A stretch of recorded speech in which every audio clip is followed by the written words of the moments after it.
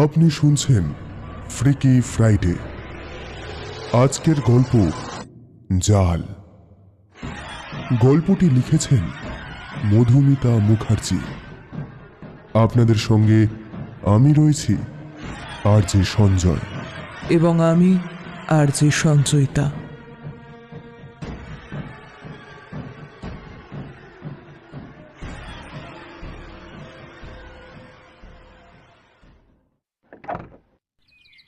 দরজা খুলে সামনেই প্রিয়াকে দেখে ঘাবড়ে গেল জয়। ওদের উত্তর কলকাতার এই ইঁদো গলির ভাঙা বাড়িতে রাজকন্যার আবির্ভাব। কি হলো? আমাকে দেখছো না ভূত দেখছো বোঝা যাচ্ছে না তো? হ্যাঁ, আরে মুখটা বন্ধ করো, মশা ঢুকে যাবে যে। ফর্সা হাতের লম্বা লম্বা আঙুল দিয়ে এক মাথা ঝাঁকড়া চুল বাগে আনতে আনতে বলল প্রিয়া। আরে মশাই, মুখটা বন্ধ করুন। আমি আমি সত্যি বিশ্বাস করতে পারছি না, এটা তুমি? না, আমার ভূত। দরজা থেকে সরে দাঁড়ো তো। কোথায় শ্বশুর বাড়িতে প্রথমবার বরণ করে ঢোকাবে তা নয়, খালি জেরা করা। ধ্যাৎ। অত্যন্ত দুঃখিত ম্যাডাম। এসো এসো এসো, ভেতরে এসো। প্রিয়ার হাতের ব্যাগটা হাতে নিয়ে দরজা থেকে সরে দাঁড়ালো জয়। অচেনা মেয়ের গলার আওয়াজে রান্নাঘর থেকে শাড়ির আঁচলে হলুদ মাখা হাত মুছতে মুছতে বেরিয়ে এলেন শুক্লা। এসে অপরিচিতা সুন্দরীকে দেখে অপ্রস্তুত হয়ে আবারও রান্নাঘরে ঢুকতে উদ্যত হতেই প্রিয়া এগিয়ে গিয়ে ওনার পায়ে হাত দিয়ে প্রণাম করল। মা, এই হলো প্রিয়া। আমি প্রিয়া রায়। আমি জানি আমার কথা জয় তোমাদের বলেনি, আমি বলে দিচ্ছি। আমি আর তোমার ছেলে, মানে তোমাদের ছেলে, বিয়ে করব বলে ঠিক করেছি। শুক্লা হতভম্ব হয়ে একবার নিজের ছেলে আর একবার প্রিয়ার মুখের দিকে তাকাচ্ছে। নমস্কার। আমি তোমাকে আর বাবাকে বলতাম সময় মতো। আসলে ঘরে এসো এসো। একবার আর চোখে জয়ের চিন্তিত মুখের দিকে তাকিয়ে প্রিয়া শুক্লার পেছন পেছন ঘরে গিয়ে ঢুকল। ঘরের ভেতরে জয়ের বাবা পরিমলবাবু একটা চৌকিতে পা ঝুলিয়ে বসে পুরনো পঞ্জিকা পড়ছিলেন। নতুন মানুষের আগমনে হাতের পঞ্জিকাটা সরিয়ে রেখে উৎসুক চোখে তাকালেন। প্রিয়া সাবলীলভাবে ওর পা ছুঁয়ে প্রণাম করে সামনে রাখা ঘরের একমাত্র চেয়ারে বসল। বলছি কি, শোনো, এ হলো প্রিয়া। আমাদের জয়ের সাথে বিয়ে করবে বলে ঠিক করেছে। পরিমলবাবু বেশ কিছুক্ষণ বিস্মিত মুখে শুক্লার দিকে তাকিয়ে রইলেন, তারপর প্রিয়ার দিকে ফিরলেন। নমস্কার, আমি প্রিয়া। তুমি জয়কে কিভাবে চেনো? আর আর কতদিনের পরিচয়? চিনি তো, সোশ্যাল মিডিয়াতে। আর সামনে থেকে এই প্রথম দেখলাম অবশ্য। তা প্রায় ওই ধরুন মাস ছয়েকের আলাপ আমাদের। তা দেখে তো উচ্চ বংশের মেয়ে বলেই বোঝা যাচ্ছে। আজকালকার যুগে তোমার মতো বড়দের পায়ে হাত দিয়ে প্রণাম আর কেউ করে না। বাড়ির শিক্ষা ভালো, সেটা সেটা আর বলার অপেক্ষা রাখে না। তবে সামনে থেকে পরিচয় না করে কাউকে বিয়ে করার সিদ্ধান্ত ঠিক মেনে নিতে পারলুম না। আসলে প্রথমে মেসেজ আর পরে ফোনে সারাদিন কথা বলতে বলতে ওই মানে কখন যে জয় আমার ভরসার জায়গা হয়ে উঠেছে তা আমি নিজেও জানি না। শুধু এইটুকু আমি জানি যে ওকে ছাড়া থাকতে পারবো না। ঘরের বাইরে দাঁড়িয়ে প্রিয়ার কথাবার্তা শুনতে শুনতে নিজের পরবর্তী পদক্ষেপ নিয়ে চিন্তা করছিল জয়। পকেটের মধ্যে মোবাইল ফোনটা বেজে উঠতে একটু সরে গিয়ে ফোনটা হাতে নিয়ে মুখটা বিরক্তিতে ভরে উঠল জয়ের। সেই নাম্বারটা। ইতস্তত করে ফোনটা রিসিভ করতেই একটা হিস হিসে কণ্ঠস্বর শুনতে পায়। এই, আমায় টাকাটা কবে দেবে বলে ঠিক করলে? হ্যাঁ, যদি ভেবে থাকো আমাকে এড়িয়ে যাবে তাহলে কিন্তু বড় ভুল করছো তুমি। তোমার সব গতিবিধি আমার নখ দর্পণে আছে।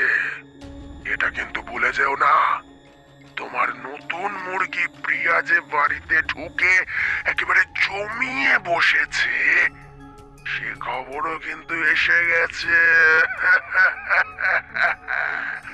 ভাবতে পারছো তোমার সব কীর্তি এ জানতে পারলে কি হবে?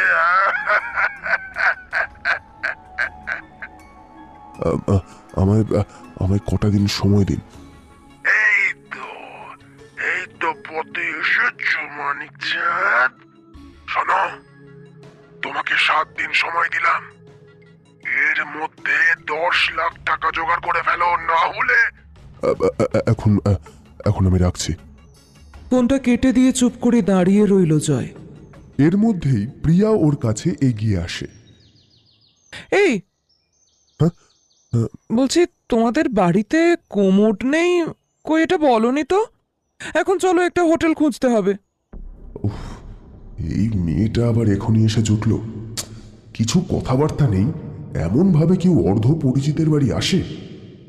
এ নিশ্চয়ই মাথার গন্ডগোল আছে। রনকে ফোন করলেও সুইচ অফ বলছে গত 3 দিন ধরে।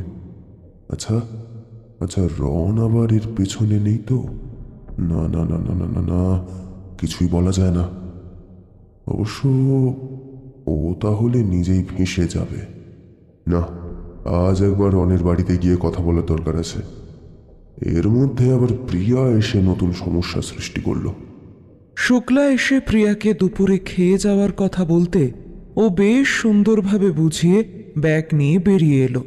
জয় বেরিয়ে একটা হলুদ ট্যাক্সি ধরে প্রিয়াকে ওর কথা মতো আলিপুরের বিলাসবহুল হোটেলে নামিয়ে দিয়ে ট্যাক্সি ঘুরিয়ে রনের বাড়ি টালিগঞ্জে পৌঁছে গেল। ট্যাক্সি ভাড়া মিটিয়ে সরু গলির শেষ প্রান্তে রনের বাড়ির বেল বাজাতে ওর মা বেরিয়ে জয়কে দেখে টুকরে কেঁদে উঠল।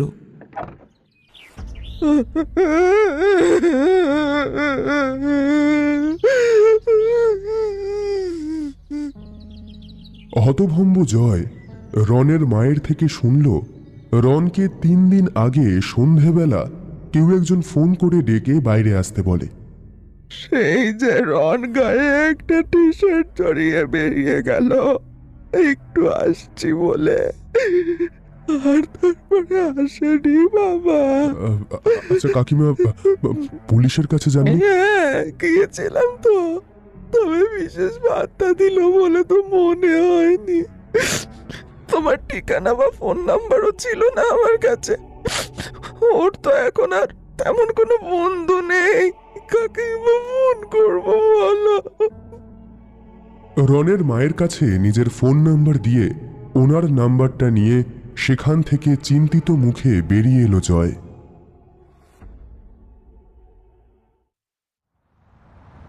রাস্তায় চলতে চলতে একটু অন্যমনস্ক হয়ে গিয়েছিল। কেউ একজন ধাক্কা দিয়ে চলে গেল। আহ, আহ, লোকটাকে কিছু বলতে গিয়ে অনুভব করলো ওর হাতে লোকটা একটা চিরকুট গুঁজে দিয়ে গেছে। সেই চিরকুটে ছাপা অক্ষরে লেখা আছে 7 দিন। তার মানে সেই লোকটা আমাকে ফলো করছে। না, এখন তো মনে হচ্ছে রনের নিখোঁজ হওয়ার পেছনে এই লোকটাই জড়িত। তাহলে কি এরপর আমার পালা? চিন্তিত হয়ে মেট্রো স্টেশনের রাস্তা ধরে হাঁটতে হাঁটতে একবার মনে হলো পুলিশের কাছে গিয়ে সব খুলে বলে দেবে। তার পরক্ষণেই নিজের বোকামিতে নিজেরই হাসি পেয়ে গেল। এটা করলে তো ওকেই হাজতে পুড়ে দেবে ওরা। এমন সময় প্রিয়ার ফোন আসতে মাথাটা বেশ গরম হয়ে গেল ওর। পরে কথা বলছি। ফোনটা রেখে দিল। মা মা বলছি যে মা মা আমার একটু মাথাটা ধরেছে। বাড়ি ফিরতেই মা এসে প্রিয়ার ব্যাপারে কিসব বলতে শুরু করেছিল, কিন্তু মাথা ধরেছে বলে মাকে সরিয়ে দিয়ে শুয়ে শুয়ে চিন্তা করতে লাগলো। সব কিছু কেমন যেন জট পাকিয়ে যাচ্ছে। এই লোকটার সাথে রনের জড়িত থাকার সম্ভাবনা নেই বললেই চলে। আমি ফাঁসলে রনও ফাঁসবে, এ সম্বন্ধে কোনো সন্দেহই নেই। অবশ্য অবশ্য এত কথা রন ছাড়া আর কেউ জানে না। তবে কি তবে কি রন নিজেই নিখোঁজ হওয়ার নাটক করছে? ফোকটে 10 লাখ টাকা কামিয়ে নেওয়ার ধান্দা। আচ্ছা আচ্ছা, এরই মধ্যে প্রিয়ার এখানে এসে উপস্থিত হওয়ার কোনো মানে হয়? আচ্ছা আচ্ছা, প্রিয়ার বাবা মা তো সমাজের উঁচু স্তরের মানুষ। মেয়ের বিয়েতে জামাইকে 10 লাখ টাকা তো দিতেই পারেন। কিন্তু কিন্তু এই হা ঘরের ছেলেকে যদি ওনারা জামাই হিসেবে মেনে নিতে না পারেন, তবে তো প্রিয়াও এসে ঘাড়ে জুটবে। কিন্তু আমি তো নিজেও এমন কিছু করি না। আর প্রিয়া বা অন্য যে কোনো মেয়ে কপালে জুটলেই তো ব্যবসার দফা রফা। তবু তবু একবার শেষ চেষ্টা করে দেখতেই হবে। বালিশের পাশ থেকে মোবাইলটা হাতে নিয়ে দেখল রাত 1টা বেজে গেছে। একবার ভেবে নিয়ে প্রিয়ার নাম্বার ডায়াল করতেই অভিমানী স্বর ভেসে এলো। প্রিয়া, এতক্ষণে সময় হলো তোমার? আসলে আসলে একটা জরুরি কাজ ছিল বলে তাড়ায় ছিলাম। তুমি তো আসবে বলে আগে জানাওনি যে সব গুছিয়ে রাখবো। আচ্ছা ঠিক আছে, আগামীকাল আমার হোটেলের সামনে এসে আমাকে একটা ফোন করো, আমি ফ্রন্ট ডেস্কে জানিয়ে রাখবো। আর এখন তোমায় আমার রুম নাম্বারটা মেসেজ করে দিচ্ছি, সামনে বসে যা কথা বলার সব বলবো। ফোন কেটে একটু নিশ্চিন্ত হয়ে ঘুমিয়ে পড়ল জয়।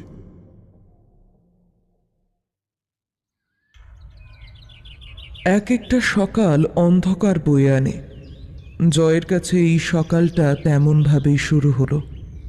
ঘুম থেকে উঠতেই বাবা ডাকলেন। এই যে, তুমি সত্যি প্রিয়া নামের মেয়েটির সাথে বিয়ে করতে চলেছ? সে জানে তুমি কি করো? হ্যাঁ, অর্ডার সাপ্লাই। আর দেখো, সব মিথ্যে কথা আমি বুঝি। তুমি এমন কোনো কাজ করো যা লোক সমাজে বলার মতো নয়। তোমার চাল চলন দেখেই সে বেশ বোঝা যায়। জয় মুখে কিছু না বললেও ওর হাতের পেশির বাজ পাখির ট্যাটুটা অক্ষম রাগে ফুলে উঠল। শুনে রাখো, তোমার টাকা আমি যেমন আজ পর্যন্ত সংসারে নিয়ে নিই, ভবিষ্যতেও নেব না। তবে একটা নতুন পেট চালানোর মতো ক্ষমতা আমার নেই। প্রাইমারি স্কুলের মাস্টারের পেনশনে 2টো পেট চলে। দরকারে তোমার দিদি জামাইবাবুকে ডেকে সাহায্য নেব, তবে তোমার থেকে নেব না। আমার মনে হয় তুমি আলাদা বাসায় সংসার পাতলেই ভালো হবে। বাবার কথায় উত্তর না দিলেও সারা শরীর রাগে কাঁপছিল জয়ের। নিজের ঘরে এসে খবরের কাগজটা হাতে নিয়ে ভেতরের পাতায় একটা ছোট্ট খবরে চোখ যেতেই সেই কাঁপুনি ভয়ের কাঁপুনিতে রূপান্তরিত হলো। রন মজুমদার নামের এক যুবকের মৃতদেহ টালিগঞ্জ স্টেশনের অদূরে রেল লাইনে ছিন্ন ভিন্ন অবস্থায় পাওয়া গেছে। জয় ভালোই জানে এটা নিছক ট্রেনে কাটা পড়ার বিষয় নয়। সারা শরীরে ভয়ের হিম স্রোত বয়ে চলেছে। এবারে কি আমার পালা? আজ দিনটা বড্ড বাজেভাবে শুরু হলো। প্রিয়ার সাথে আজ কথা বললেও হয়তো কাজ উদ্ধার হবে না। কথা দেওয়া আছে, তাই না গেলে কথার খেলাপ হবে বলে বাধ্য হয়ে হোটেলে পৌঁছে গেল। সুসজ্জিত হোটেলের ঘরে এক টেবিল ভর্তি ব্রেকফাস্ট সাজিয়ে প্রিয়া জয়ের জন্য অপেক্ষা করছিল। জয় সেসবের দিকে না তাকিয়ে চেয়ারে গিয়ে সোজা বসে। দেখো দেখো, আমি এই মুহূর্তে বিয়ের জন্য আর্থিকভাবে প্রস্তুত নই। ব্যবসাতেও বেশ কিছু ক্ষতি হয়েছে, আর সেগুলো আমাকেই পূরণ করতে হবে। তার আগে নতুন কোনো দায়িত্ব নেওয়া আমার পক্ষে সম্ভব নয়। তুমি তুমি কিছুদিন অপেক্ষা করো প্রিয়া। জয় মাই ডার্লিং, তুমি কেন ভুলে যাচ্ছ বলো তো? বাবার আমি একমাত্র সন্তান। তোমাকে আমার খরচ চালাতে হবে না, আমার দায়িত্ব কিচ্ছু নিতে হবে না। আরে বাবা, বাবাই আছেন তো, উনিই নেবেন সব কিছু। তুমি আমার সাথে মুম্বাই গিয়ে বাবার ব্যবসা দেখাশোনা করবে, ব্যাস। কিন্তু কিন্তু এই ব্যবসার টাকা না মিটিয়ে আমি তো তোমার সঙ্গে যেতে পারবো না। ওফো, আচ্ছা ঠিক আছে, বলো তো, বলো কত টাকা লাগবে তোমার সব মেটাতে? সে সে অনেক টাকা। কত? আম, প্রায় 10 লাখ। 10 লাখ? উম, দেখো, এত টাকা তো এখন আমার কাছে নেই। তবে মুম্বাইতে গিয়ে আমরা বিয়ে করে নিলে বাবাকে বললে দিয়ে দেবেন, কোনো সমস্যা নেই তাতে। তুমি পাওনাদারদের কাছে মাসখানেকের সময় চেয়ে নাও, তাহলেই তো মিটে গেল। 1 মাস? আচ্ছা, দরকার হলে আমি না হয় ওদের পৌঁছাতে পারি, হ্যাঁ, যদি তুমি বলো। আচ্ছা আচ্ছা, আমরা কবে মুম্বাই যাচ্ছি? ও গ্রেট! বলছি, শোনো না, তাহলে বাড়িতে কথা বলবে তো? সে সে আমি ম্যানেজ করে নেব। কবে যাচ্ছি বলো? কবে যাচ্ছি কবে যাচ্ছি, আচ্ছা শোনো না, একটা কাজ করা যাক, এখন তো ফ্লাইটের টিকিটটা করা হয়নি, তো আমি আগে ফ্লাইটের টিকিটটা করি, তারপর না হয় তোমাকে জানিয়ে দেব। হোটেল থেকে বেরিয়ে একবার রনের মায়ের কাছে গেল জয়। সন্তানহারা মায়ের সামনে বেশ কিছুক্ষণ বসে যখন বেরোলো, চারিদিক তখন অন্ধকার হয়ে আছে। রাস্তার বাতিগুলো পর্যন্ত জ্বলছে না। হাঁটতে হাঁটতে মাথার পেছনে একটা জোরে আঘাত পেয়ে লুটিয়ে পড়ল জয়।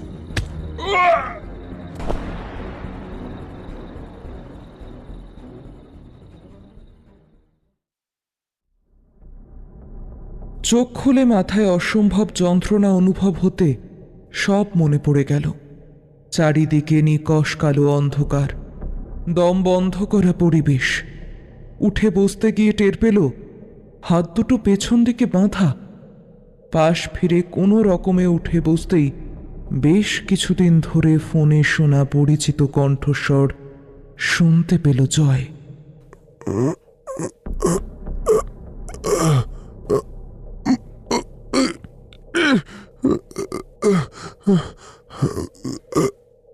কে? ঘুম ভাঙলো?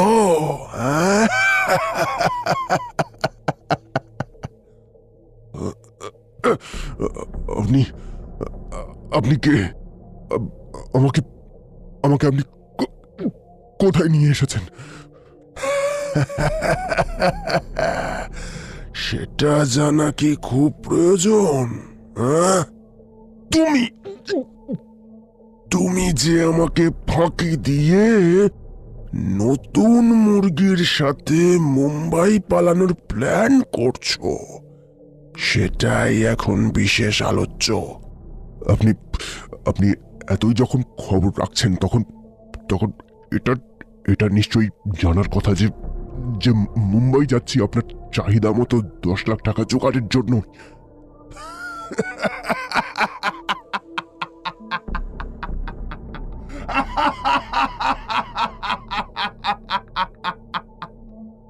আমার চাহিদা?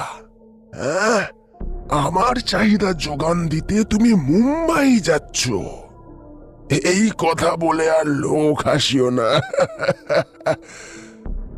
তুমি যাচ্ছ বিশাল বড় লোকের মেয়েকে বিয়ে করে তার সব অর্থ আত্মসাৎ করতে। খুব ইচ্ছে করছে না? খুব ইচ্ছে করছে।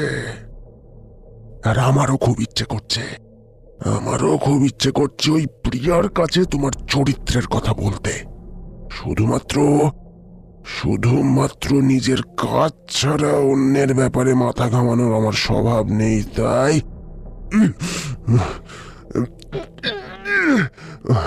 আমার আমার হাতের বাঁধনটা আপনি খুলে দিন। আমার আমার খুব কষ্ট হচ্ছে। বাবা, শুধু হাতটা বাঁধা বলেই এত কষ্ট? আর যখন যখন রুমির হাতটা পেছন দিকে বেঁধে ওর শরীরের উপর শারীরিক অত্যাচার করেছিলে, ওর কত কষ্ট হয়েছিল ভাবো, ভাবো, ভাবা প্র্যাকটিস করো।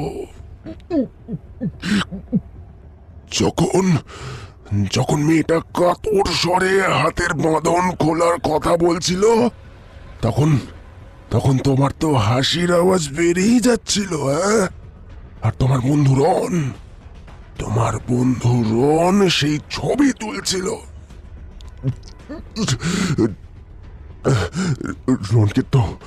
রনকে তো মেরে ফেলেছেন, আর তাহলে তাহলে আমাকে আমাকে বাঁচিয়ে রাখলেন কেন?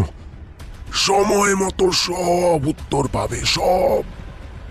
এখন এখন এই শরবতটা খেয়ে নাও। কালো লোমশ হাতের বাড়িয়ে ধরা স্টিলের গ্লাস থেকে বিষাদ পানীয় বাধ্য হয়ে গিলে নেয় জয়। চোখ দুটো ঘুমে জড়িয়ে আস্তে আস্তে সেই গলার স্বর ভেসে এলো। মনে রেখো, মনে রেখো, সব প্রমাণ আমার হাতে আছে। ফাঁসি না হলেও যাবজ্জীবন কারাদণ্ড তো নিশ্চিত, একেবারে নিশ্চিত।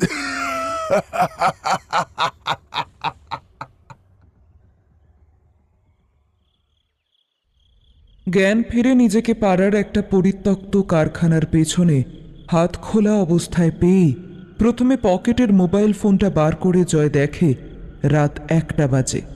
ফোনটা সাইলেন্ট করে রাখা, আর মা আর প্রিয়ার নাম্বার থেকে প্রায় 20টা মিসড কল এসেছে। কোনো রকমে টলতে টলতে বাড়ির দরজায় এসে ধাক্কা মেরে দেওয়ালে হেলান দিয়ে দাঁড়িয়ে থাকে। বেশ কিছুক্ষণ পরে বাবা দরজা খুলে একবার ওর মুখের দিকে তাকিয়েই মুখটা ঘুরিয়ে নেন। তুমি তোমার সব জিনিসপত্র নিয়ে কাল সকালে বাড়ি ছেড়ে চলে যাবে, এ আমার আদেশ। মা বাবার পেছনে দাঁড়িয়ে চোখের জল ফেলছিলেন। বাবার মুখের উপরে কথা বলার সাহস মায়ের নেই। একবার মায়ের দিকে তাকিয়ে নিজের ঘরে ঢুকে ব্যাংকের কাগজ সমেত সব জরুরি কাগজপত্র আর কিছু জামা প্যান্ট একটা বড় ব্যাগে গুছিয়ে নিয়ে চুপ করে বসে বসে সকালের আলো ফোটার অপেক্ষা করতে লাগলো জয়। এখন আরও ভাবতে পারছে না, সকালে রাস্তায় বেরিয়ে কোথায় যাবে সেটা ভাববে পড়ে।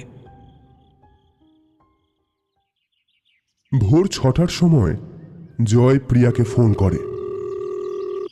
হ্যালো, বলো।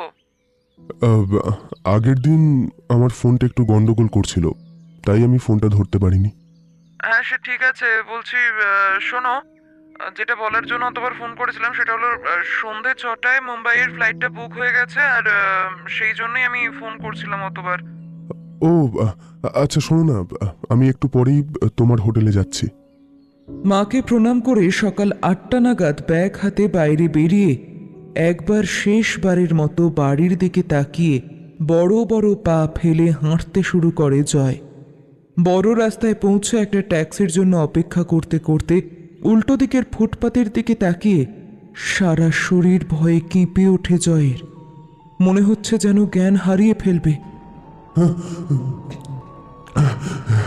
এটা এটা কিভাবে সম্ভব? রুমির গলায় দড়ি দিয়ে আত্মহত্যার পরে পরে তো নিজের চোখে মর্গের বাইরে গিয়ে ওর বিভৎস মৃতদেহ আমি দেখে এসেছিলাম। তাহলে তাহলে একরকম দেখতে এটা কে? ভয়ের চোটে সামনে একটা বাস দেখে সেটাতেই চড়ে বসে। বেশ খানিকটা পথ গিয়ে অন্য রাস্তায় চলে এসেছে বুঝে আবারও বাস থেকে নেমে চারিদিক ভালো করে দেখে নিয়ে ধীরে সুস্থে একটা ট্যাক্সি ধরে প্রিয়ার হোটেলে পৌঁছে যায়। সেখানে গিয়ে শোনে প্রিয়া একটু কেনাকাটি করতে বেরিয়েছে। লাউঞ্জে বসে অপেক্ষা করতে করতে জয় নিজের অতীত সম্বন্ধে ভাবতে থাকে। সুন্দর চেহারা ছিল সাধারণ ঘরের ছেলে জয়ের ইতিবাচক দিক।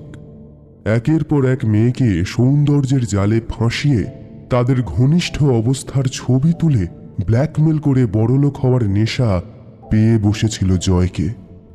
এইসব ক্ষেত্রে পরের দিকে রন ওর সাথে যোগ দেয়। সবকিছু খুব ভালোই চলছিল। রুমির ব্যাপারটা একটু অসুবিধা করে দিল। ওর উপরে দুজন মিলে একটু বেশি অত্যাচার করে ফেলেছিল। মেয়েটা যে আত্মহত্যা করবে এটা ওরা বুঝতে পারেনি। অবশ্য ঘটনার বেশ কয়েকদিন পরে আত্মহত্যা করেছিল বলে সেসব নিয়ে পুলিশ কেস হয়নি। লিখে রেখে গিয়েছিল পড়ার চাপ সহ্য করতে না পেরে আত্মহত্যা করেছে। ব্ল্যাকমেল না করলে হয়তো মেয়েটা আত্মহত্যা করতই না। খুব অদ্ভুত মেয়ে ছিল রুমি। বড় লোকের মেয়ে হয়ে ওদের চাহিদা মতো মাত্র 5,000 টাকা দিতে অস্বীকার করলো। রন সেই রাগেই ভিডিও ক্লিপটা ছড়িয়ে দিয়েছিল। অবশ্য রুমি মারা যাওয়ার পরেও এই নিয়ে কোনো রকমের ঝামেলা হয়নি। সত্যি বলতে কি, জয় আর রন নিজেরাই ভেবে নিয়েছিল রুমি এই ভিডিও ক্লিপিংয়ের জন্যই আত্মহত্যা করেছে। অবশ্য তেমন কিছু কোথাও বাস্তবে শোনা যায়নি। এই হ্যাঁ, এত কিসব চিন্তা করছো তুমি? হ্যাঁ, ও কেনাকাটা হলো? হই একটু আধটু। ঘরে চলো, বেশি দেরি করলে কিন্তু হবে না। হ্যাঁ, প্রিয়ার ঘরে গিয়ে শুকনো মুখে বসে বসে মুম্বাইয়ে গিয়ে কিরকম পরিস্থিতির সম্মুখীন হতে হবে তাই ভাবতে শুরু করে দিল জয়। এই প্রথমবারের মতো কলকাতার বাইরে যাচ্ছে, তাও আবার একজন প্রায় অচেনা মেয়ের ভরসায়। তবে এবারে আর ভুল করবে না। প্রিয়ার বাবার বেশ কয়েকটা কারখানা আছে শুনেছে, সেখানে যা কাজ বলবে মন দিয়ে করবে। একদিন না একদিন ঠিকই ওদের সব সম্পত্তির মালিকানা ও হাতে পাবে। তখন ভাবা যাবে কি করবে। প্রিয়ার মনটা যেন ঠিক থাকে সেই দিকেই লক্ষ্য রাখতে হবে। অবশ্য জয় একবার ছুঁয়েও দেখেনি প্রিয়াকে। এটা প্রিয়ার কাছে জয়ের স্বভাব চরিত্র ভালো বলেই প্রতিপন্ন করবে। মেয়েটাও অন্যরকমের, জয়ের জন্য এত দূর ছুটে এসেছে অথচ একবারের জন্য ঘনিষ্ঠ হতে চায়নি। এতে বেশ ভালোই বোঝা যাচ্ছে যে মেয়েটা বিয়ের ব্যাপারে সিরিয়াস। ফোনে বহুবার ওর একাকিত্বের কথাও বলেছে। সব গুছিয়ে নিয়ে হোটেল থেকে বেরিয়ে ট্যাক্সিতে ওঠার সময় আবারও রুমির মতো চেহারাটা এক ঝলক উল্টো দিকের ফুটপাতে দেখে ঘামতে শুরু করে জয়। এটা নির্ঘাত মনের ভুল। মনে হচ্ছে আগের দিন ওই লোকটা রুমির কথা বলাতে সেটা মাথার ভেতরে ঢুকেই সমস্ত সমস্যার সৃষ্টি করেছে। নিজের পাপ সামনে এলে সকলেরই মনে হয় এমনটাই হয়ে থাকে। এখন কোনো রকমে প্রিয়ার বাবার থেকে 10 লাখ টাকাটা জোগাড় করতে পারলেই কেল্লা ফতে। ফ্লাইটে ওঠানামা অবধি ভয়ে ভয়ে চারিদিকে দেখেও সেই চেহারা আর দেখতে পেল না। ওই অনুসরণকারী লোকটাও মনে হয় আর পিছু নেয়নি। মুম্বাইতে ফ্লাইট থেকে নেমে প্রিয়া ফোন করতেই একটা দুধ সাদা অডি গাড়ি এসে ওদের দুজনকে তুলে নিল। এই প্রথম এত দামি গাড়িতে প্রিয়ার পাশে বসে নিজেকে বড্ড নিচু মনে হচ্ছিল জয়ের। স্বভাব সুলভ চপলতা ভুলে প্রিয়াও কেমন গম্ভীর হয়ে গেছে। ওদের গাড়ি নেরুলে একটা বিশাল কমপ্লেক্সে ঢোকার সময় প্রিয়া জয়ের হাতে অল্প একটু চাপ দেয়। বলছি, তোমার জন্য এই কমপ্লেক্সেই একটা স্টুডিও অ্যাপার্টমেন্ট ঠিক করে রাখা হয়েছে। হ্যাঁ, যতদিন না বিয়ে হচ্ছে সমাজের জন্য একটু আলাদা থাকতে হবে আমাদের। তুমি আবার যেন কিছু মনে করো না। হ্যাঁ, এবার 10 লাখ টাকার কথা মনে এলেও ভদ্রতার খাতিরে জয় কিছু বলতে পারল না। 7 দিনের মধ্যে 2 দিন চলে গেছে, মাত্র 5 দিন বাকি আছে। মুম্বাইতে কিভাবে টাকা নেবে লোকটা এখনো বলেনি, তবুও টাকাটা হাতে রাখতেই হবে। গাড়ি থামতে সাদা উর্দি পরা ড্রাইভার দরজা খুলে দাঁড়ালো। ওরা দুজন নামতেই সে দুজনের ব্যাগ নিয়ে লিফটের দিকে চলে গেল। একবার বাবা আর মায়ের সাথে আলাপ করিয়ে তারপর তোমার ফ্ল্যাটে তোমাকে আমি পৌঁছে দেবো, কেমন? জয় চুপচাপ ঘাড় নাড়ল। কে জানে কি হতে চলেছে আগামী দিনে। এরা কবে যে 10 লাখ টাকা দেবে বা আদৌ দেবে কি না সেটাই তো বুঝতে পারছে না। লোকটা সময় মতো টাকা না পেয়ে আবার সব জানিয়ে না দেয় এদের কাছে। মুম্বাইতে এসে কিভাবে টাকাটা নেবে সেটাও তো জানায়নি। তবে লোকটার কথাবার্তা থেকে বেশ ভালোই বোঝা গেছে প্রিয়ার সম্বন্ধেও খবর নিয়ে বসে আছে লোকটা। লিফটে করে উঠে 27 তলায় প্রিয়াদের ফ্ল্যাট, সুসজ্জিত আর দামি দামি আসবাবপত্রে ভর্তি। প্রিয়ার সাথে ঢুকে একটু অপেক্ষা করার পরে ওর বাবা আর মা এলেন বসার ঘরে। অভিজাত চেহারা আর চাল চলন ওনাদের, দুজনেই কম কথার মানুষ বলে মনে হলো জয়ের। অবশ্য একমাত্র মেয়ের জন্য এমন হাঘরে পাত্র পেয়ে ওনারা বেশি কথা বলবেন না, এটাই স্বাভাবিক। দেখো, প্রিয়ার মা হিসেবে আমার কিছু বলার আছে। হ্যাঁ, বলুন। 1 মাস পরে রেজিস্ট্রি করে বিয়ে আর অনুষ্ঠান একসাথেই হবে। ততদিন তোমাকে আমাদের সমাজের চাল চলন আর আদব কায়দা রপ্ত করতে হবে, কেমন? জয়ের নিজেকে বড্ড অসহায় মনে হচ্ছিল। এবারে টাকার বন্দোবস্তটা হবে কিভাবে? হাতে তো মাত্র 5 দিন সময়। ওনাদের কাছ থেকে বিদায় নিয়ে প্রিয়াদের বাড়ির একজন কাজের ছেলের সাথে পাশের অ্যাপার্টমেন্টের 20 তলায় ওর বাসস্থানে চলে এলো জয়। ছেলেটা ওকে সব বুঝিয়ে দিল। দুপুরের আর রাতের খাবার কেউ একজন এসে দিয়ে যাবে। আর ফ্রিজে সব রকমের ফল আর ডিম আছে, আর দুধও রাখা আছে। কিচেনে ইন্ডাকশন, মাইক্রোওয়েভ আর বাসনপত্র, চা কফি সবই রাখা আছে। ব্রেকফাস্ট নিজেকেই বানিয়ে খেতে হবে। ছেলেটা চলে যাওয়ার পর খুব ফাঁকা লাগছিল বলে প্রিয়াকে ফোন করলো। ফোনটা বেজে বেজে কেটে গেল। এখানে আসার সিদ্ধান্ত বোধহয় ভুল হলো। সেরকম আবেগের ছোঁয়া তো আর দেখতে পাচ্ছে না যতটা ফোনে দেখাতো প্রিয়া। মুখে যাই বলুক, একবারও সামনে থেকে তেমনটা মনে হচ্ছে না। নিজের মোবাইল ফোনটা হাতে নিয়ে মেসেঞ্জার খুলে দেখল। ঠিক 6.5 মাস আগে থেকে দুজনের মেসেজ চালাচালি শুরু হয়েছিল, আর সেই কথাবার্তা প্রিয়াই প্রথম শুরু করেছিল। বেশ ভালো মতোই মনে আছে, বন্ধুত্বের আবেদনও প্রিয়াই পাঠিয়েছিল। জয় বেছে বেছে কলকাতার সুন্দরী বড় ঘরের মেয়েদেরই একমাত্র বন্ধুত্বের আবেদন পাঠাতো। ওর কখনোই কলকাতার বাইরে কোথাও যাওয়ার সাহস হয়নি। তাছাড়া প্রিয়ার মতো এত বড় লোকের মেয়েরা সমাজের যে স্তরে বাস করে তা ওর মতো ছেলের কাছে বিশেষ ভয়ের ব্যাপার। পাগলের মতো দরজার বেলটা বেজে উঠতেই চিন্তিত হয়ে উঠল জয়। ছিঁড়ে গেল ওর চিন্তার জাল।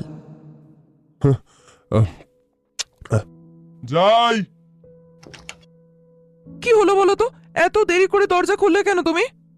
স্বভাব সুলভ ভঙ্গিতে ঘরে ঢুকেই কলকল করে বলে উঠল প্রিয়া। হাতের এক গাদা কৌটো টেবিলে রেখে হাত ধরে জয়কে খাবার টেবিলে নিয়ে গেল। এই দেখো তো তোমার এগুলো পছন্দ হয় কিনা। আমি খাবো না। হ্যাঁ, ইচ্ছে করছে না। এই কি হলো তোমার? হ্যাঁ, রাগ করেছো নাকি গো? আমি ভাবছি কলকাতায় ফিরে যাব। সে কি? দেখো প্রিয়া, কিন্তু কেন? দেখো, আমি বলছি তো, তোমাকে বলেছিলাম আমি যে 7 দিনের মধ্যে একজনের পাওনা আমাকে মেটাতে হবে, আর তার মাত্র 5 দিন বাকি আছে। আমার ব্যাংকে মেরে কেটে 1,03,000 আছে। বাকিটা জোগাড়ের ব্যবস্থা তো করতেই হবে, আর সময় খুবই কম আমার হাতে। এখানে 1 মাস একা একা বসে সময় নষ্ট করার মতো সময় আমার নেই। এই তুমি আমাকে ওদের ব্যাংক ডিটেলস দাও তো। হ্যাঁ দাও, আমি বাবাকে বলে দিয়ে দেখি কি হয়। আমি তোমার বাবার হাত দিয়ে টাকা দিতে চাই না, নিজের হাতেই দেব। আচ্ছা বাবা, তাই হবে তাই হবে। তুমি ওদের থেকে বরং জেনে নাও কবে নাগাদ টাকাটা নেবেন, আর যেদিন বলবে আমি দিয়ে দেব, কথা দিচ্ছি। আজকেই আমি বাবাকে বলে রাখছি। আচ্ছা প্রিয়া, আমাদের বিয়েটা 1 মাস পরে হবে কেন? এই যে এখানে সই করে দাও, বিয়ের নোটিশ এটা। প্রিয়ার বাড়ানো কাগজটা হাতে নিয়ে জয় বুঝতে পারে যে বিয়ের আগে 1 মাসের নোটিশ দিতে হয়।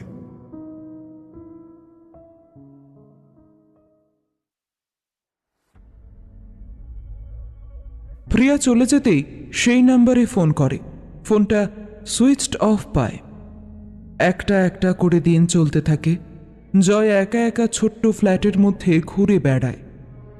7 দিন পেরিয়ে গেলেও সেই নাম্বারে কেউ আর ফোন ধরছে না। ইনফ্যাক্ট ফোনটা সুইচ অফ। এই ব্যাপারটা সাময়িক স্বস্তি দেয় জয়ের মনে। প্রিয়া সারা দিনে মাত্র ঘণ্টাখানেকের জন্য আসে। সেই প্রথম দিনের পর আরও নিজে হাতে কখনোই খাবার আনেনি। ফ্রিজের খাবার দাবার শেষ হলেও ওই ছেলেটাই ভরে দিয়ে যায়। খুব একা লাগে। এটা বলাতে প্রিয়া কমপ্লেক্সের জিমে বা বাগানে সময় কাটানোর বুদ্ধি দেয়। আসলে ফোন করে কথা বলার মতো কেউই নেই এখন জয়ের জীবনে। আগে বিভিন্ন মেয়ের সাথে কথা বলে দিব্যি সময় কেটে যেত। তাছাড়া রনও ছিল। একদিন বাবার মোবাইলে ফোন করেছিল, মাকে দিলই না ফোনটা। একটুও ভালো লাগছে না এই বন্দি জীবন। মনে হচ্ছে টাকার লোভ না করে পালিয়ে কলকাতায় চলে যায়। কয়েকদিন জিমে গিয়ে শরীর চর্চা করে মনটা বেশ ভালো লাগে। এখন জয় নিজেই নিজের দুপুরের আর রাতের খাবার বানিয়ে নেয়। এটিএম থেকে টাকা তুলে অল্প স্বল্প বাজার করে নিজের জন্য। প্রিয়ার আপত্তি শোনেনি এই ব্যাপারে। নিজের মনেই ঠিক করে নিয়েছে 1 মাস দেখে যদি বিয়ের ব্যাপারে এদের উদ্যোগ না দেখে তবে ফিরে যাবে আবারও কলকাতায়। জীবনটা এবারে ভদ্রভাবে কাটাবার চেষ্টা করবে। চিন্তায় চিন্তায় রাতের ঘুম নষ্ট হয়ে চেহারা খারাপ হতে শুরু করলো জয়ের। প্রিয়া জয়ের অস্বাভাবিক অবস্থা দেখে একজন ডাক্তারের কাছে নিয়ে গেল।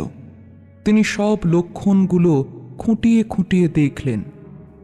হয়তো নিজের জায়গা ছেড়ে অচেনা পরিবেশে এসে ঠিক মতো ঘুম হচ্ছে না, বা খেতেও ইচ্ছে করছে না। একটা ঘুমের ওষুধ দিচ্ছি, রোজ রাতে খাওয়ার পর যেন খেয়ে নেয়। প্রিয়া নিয়ম করে প্রতিদিন রাত 8টায় রাতের খাবার বাড়ি থেকে এনে খাইয়ে ওষুধ খাইয়ে তবে নিজের বাড়ি যেতে শুরু করলো। এখন জয় নিজের ঘর থেকে একদম বেরোনো বন্ধ করে দিয়েছে। বাজার বা রান্না করা তো অনেক দূরের কথা। আবারও আগের নিয়ম বহাল হলেও জয় দুপুরের খাবার ছুঁয়েও দেখল না। সকাল থেকে প্রিয়া নিজের বাবার অফিসে কাজ শিখতে যায়, সেই জন্য সকালের দিকে জয়ের কাছে আসতে পারে না। সন্ধেবেলা ফিরেই তড়ি ঘড়ি খাবার নিয়ে ছুটে আসে। প্রিয়ার জন্য খুব খারাপ লাগে জয়ের। ও অনেকবার প্রিয়াকে বলেছে ওর সাথে বিয়ে করতে হবে না, ও চলে যাবে, কিন্তু প্রিয়া সেই প্রস্তাবে রাজি হয়নি। ঘুমের ওষুধ আর প্রিয়ার আন্তরিকতায় রাতের ঘুমটা এখন কদিন হচ্ছে। কিছুদিন ধরে আবার বাইরে যেতে ইচ্ছা করছে। শুধুমাত্র রুমির ভয়ে বাইরে যায় না জয়। 1 মাস হতে মাত্র দিন 10 বাকি। এমন একদিন বিকেলে জানালা দিয়ে সুবেশা নারী পুরুষ আর রঙিন জামা পরা বাচ্চাদের সামনের পার্কে হাঁটতে বা খেলতে দেখছিল জয়। প্রিয়াকে একজন মেয়ের সাথে একটা বেঞ্চে বসে থাকতে দেখে একটু অবাক হলো জয়। এই সময় তো প্রিয়ার অফিসে থাকার কথা। প্রিয়ার পাশের মেয়েটার দিকে চোখ পড়তেই জয়ের ভয়ে হাত পা ঠান্ডা হয়ে গেল। রুমির ভূত বা রুমির মতো দেখতে মেয়েটা প্রিয়ার সাথে হেসে কথা বলছে। জানালায় ভারী পর্দা ঝুলিয়ে বিছানায় গিয়ে শুয়ে পড়ল জয়। আর এখানে থাকবে না, কালকেই চলে যাবে কাউকে কিছু না বলে। দরকার নেই আর লোভ করে। দিন কুড়ি হয়ে গেল সেই লোকটা আর ফোন সুইচ অন করেনি, অন্য কোনো নাম্বার থেকে ফোন পর্যন্ত করেনি। যদি জয় নিজের ফোন নাম্বার বদলে নেয় আর কলকাতার বদলে অন্য কোথাও পালিয়ে যায়, কেউ তো আর ধরতে পারবে না।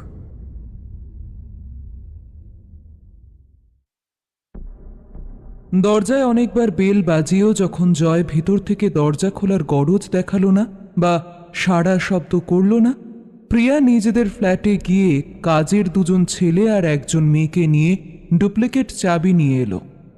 এত দরজা ধাক্কানোর শব্দে সামনের ফ্ল্যাটের লোকজনও জড়ো হয়ে গিয়েছিল।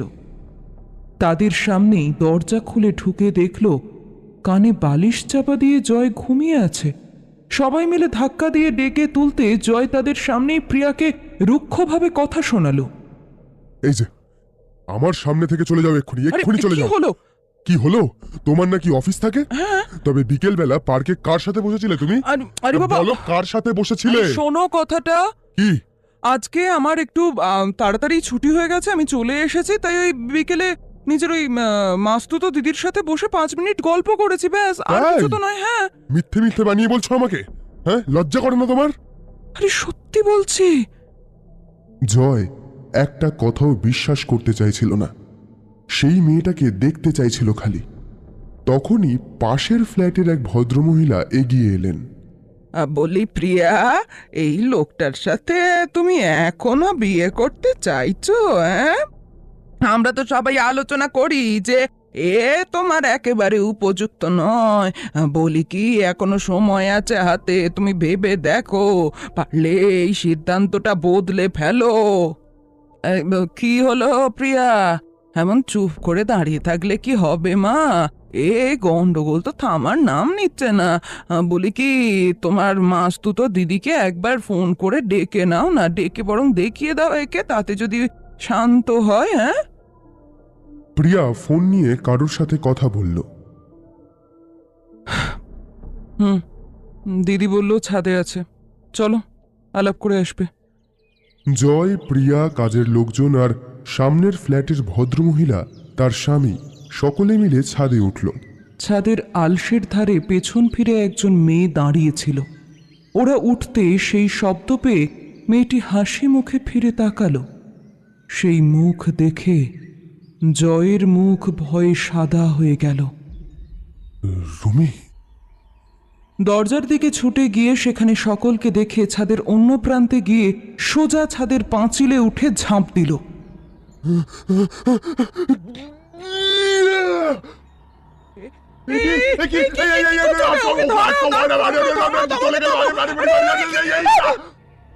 সকলে ছুটে গিয়েও আর জয়কে আটকাতে পারল না। বিস্মিত এতজন মানুষের চোখের সামনে জয় আত্মহত্যা করল। 30 তলার ওপর থেকে কেউ পড়লে আর তার বাঁচার সম্ভাবনা থাকে না, তা তো বলাই বাহুল্য। পুলিশ এসে সবাইকে জিজ্ঞাসাবাদ করে জয়ের বডি পোস্টমর্টেমের জন্য নিয়ে গেল। সব বিস্তারিত শুনে যাওয়ার আগে প্রিয়ার বাবাকে বলে গেলেন, শুনুন, আপনার মেয়ের বিয়ের জন্য ভালো করে খোঁজ খবর নিয়ে তবেই বিয়েটা ঠিক করা উচিত ছিল আপনার। এই ছেলের নির্ঘাত মাথায় কোনো গন্ডগোল ছিল।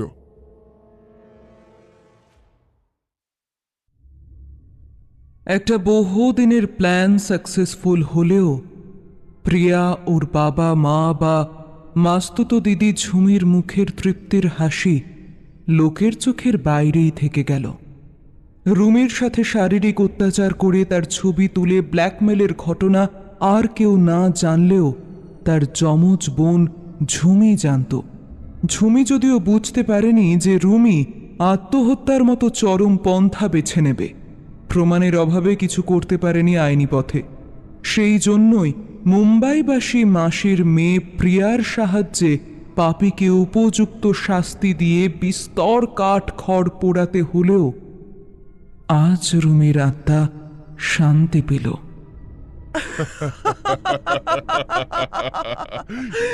Cheers!